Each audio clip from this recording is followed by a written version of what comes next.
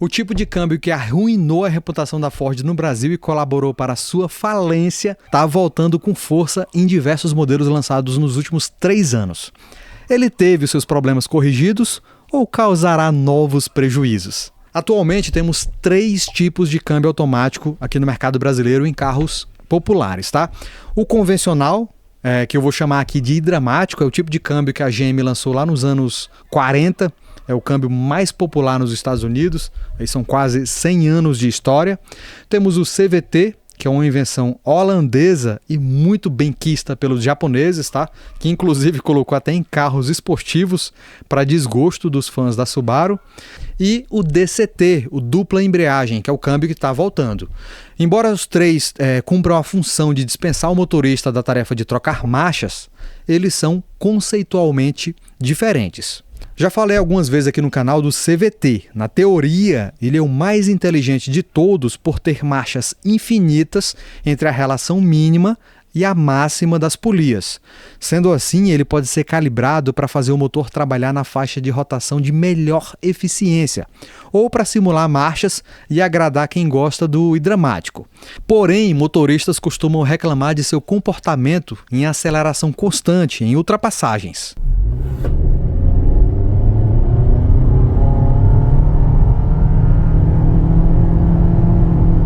Reclamam também da falta de freio motor em descidas de serra e também do custo de reparo, que é maior do que o automático convencional. Embora a Nissan tenha equipado SUVs grandes com ele, motoristas de Corolla G11, Strada Turbo e Duster Viatura já perceberam que esse tipo de câmbio não vai bem no serviço pesado. Inclusive a Fiat deixa bem claro essa questão no manual da picape Strada. O automático convencional existe desde a década de 40 e evoluiu muito nos últimos 20 anos. No Brasil teve versões com 3 marchas no Chevette, 4 no Astra, 5 no Civic G8, 6 no Cruze e 9 no Renegade. É o câmbio mais parrudo de todos, tanto que equipa esportivos como Jaguar, Corvette, Mustang e Camaro, picapes médias como Hilux, S10 e Frontier, picapes grandes com torque equivalente a 3 Haval H9.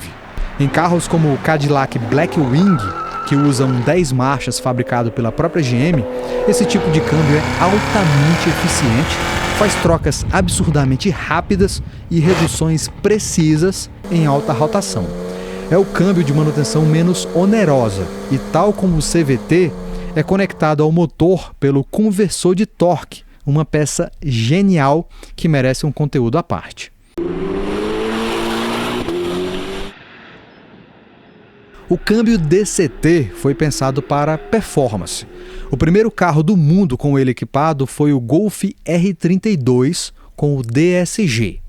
Marcou presença ainda no Bugatti Veyron, Nissan GT-R, Mitsubishi Lancer Evolution 10 e Porsche 911.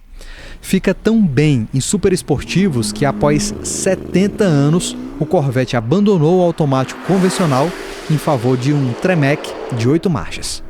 A popularização do DCT no Brasil foi embalada pelo próprio Golf de 7ª geração, equipada com o DQ200 de 7 marchas ou o DQ250 de 6 marchas.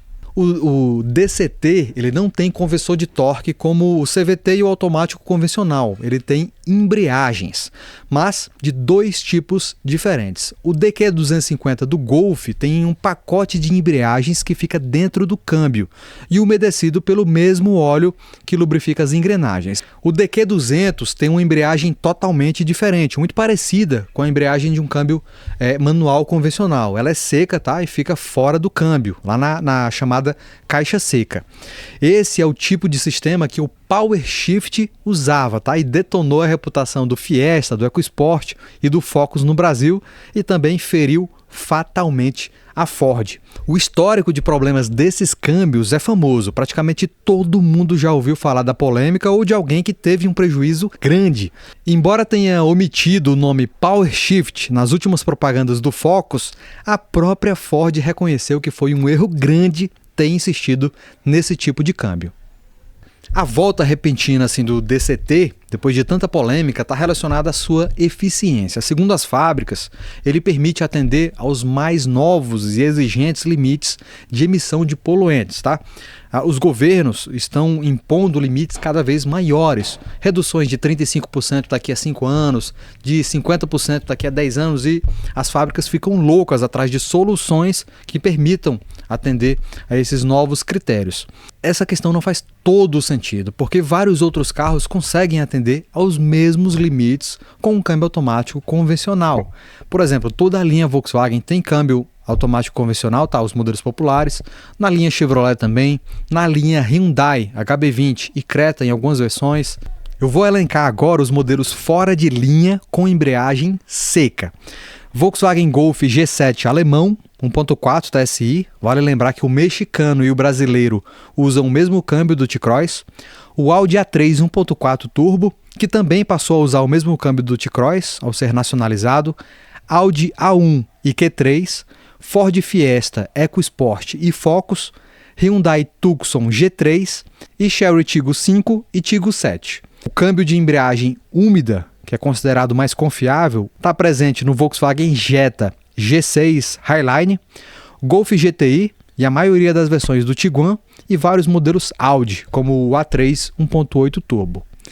Na lista de carros 0 km com câmbio automatizado de dupla embreagem, constam as versões N-Line 1.6 Turbo e Ultimate do Hyundai Creta, Kia Sportage, que usa o mesmo câmbio do Creta, Renault Kardian, Boreal e Niagara, Nissan Kicks, Volkswagen Jetta GLI, Changan Unity, GAC GS3, Chery Tiggo 7 Pro Max e Tiggo 8 Pro, Mercedes GLA, BMW X1 e X2 e Audi A3. O câmbio DCT é padrão nos carros esportivos, nunca foi abandonado pelas marcas europeias, que ainda instalam em seus carros populares, e o seu retorno ao mercado brasileiro pode indicar melhorias em termos de durabilidade e custo de manutenção, considerando que são 20 anos de evolução.